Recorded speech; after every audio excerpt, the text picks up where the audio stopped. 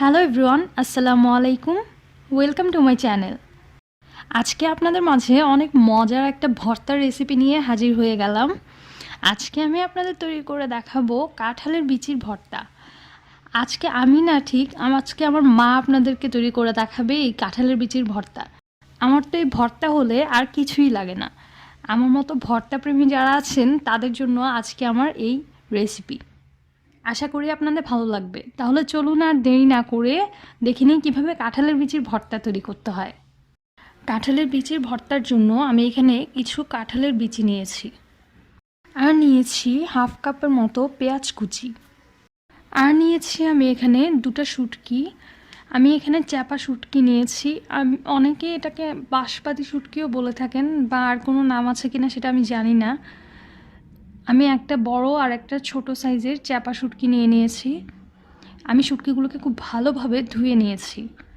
আর এখানে নিয়েছি 3টা শুকনো মরিচ, আপনারা আপনাদের স্বাদ অনুযায়ী কমিয়ে বাড়িয়ে নিতে পারেন। নিয়েছি কিছু ধনে পাতাগুলোকে আমি কুচি করে নিব। এখন আমি কাঁঠালের বিচিগুলোকে একটু টেলে নিব। এর জন্য আমি একটা প্যান বসিয়ে দিয়েছি, এর মধ্যে আমি কাঁঠালের বিচিগুলো দিয়ে দিয়েছি। এখন আমি কাঁঠালের বিচিগুলোকে একটু ঢেকে তারপর লো আঁচে চুলায় বসিয়ে রাখবো। কিছুক্ষণ পর পর ঢাকনা তুলে একটু নেড়েচেড়ে দিতে হবে। আমার কাঁঠালের বিচিগুলো টালা হয়ে গিয়েছে। কাঁঠালের বিচিগুলো হয়েছে কিনা বোঝার জন্য একটা কাঁঠালের বিচি হাতে নিয়ে একটু চাপ দিলেই দেখবেন খোসাটা খুলে যাচ্ছে। তারপর কাঁঠালের বিচিটা এরকম মাঝখান থেকে ভেঙে যদি দেখেন ভেতরটা এরকম নরম আর সহজে ভেঙে যাচ্ছে, তখন বুঝবেন যে কাঁঠালের বিচিগুলো টালা হয়ে গিয়েছে। আমি সবগুলো কাঁঠালের বিচি থেকে খোসা ছাড়িয়ে নিয়েছি। এখন ভর্তা করার আগে কাঁঠালের বিচিগুলোকে ধুয়ে নিতে হবে।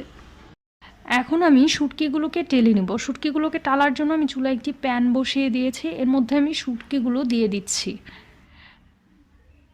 শুটকিগুলোকে একটু এভাবে উল্টে দিয়ে তারপর টেলে নিতে হবে।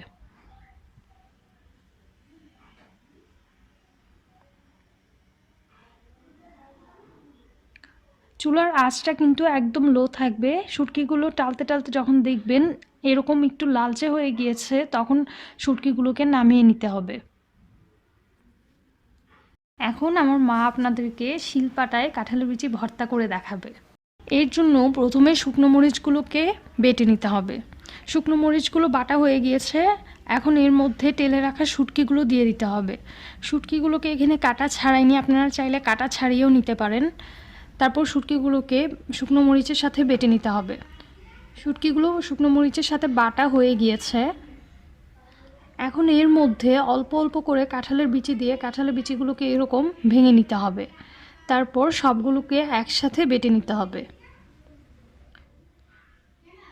এর মধ্যে অল্প একটু পানি দিয়ে তারপর বেটে নিতে হবে।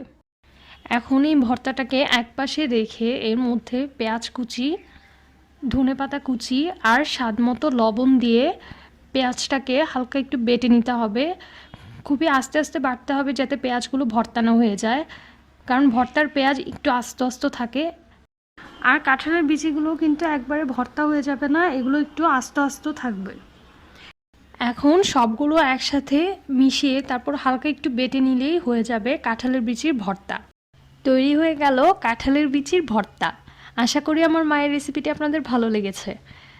এই ভর্তাটি দেখতে যেমন লোভনীয়, খেতে তার চেয়েও মজা। বাসায় একবার বানিয়ে দেখেন, তাহলে আপনারাই বুঝতে পারবেন।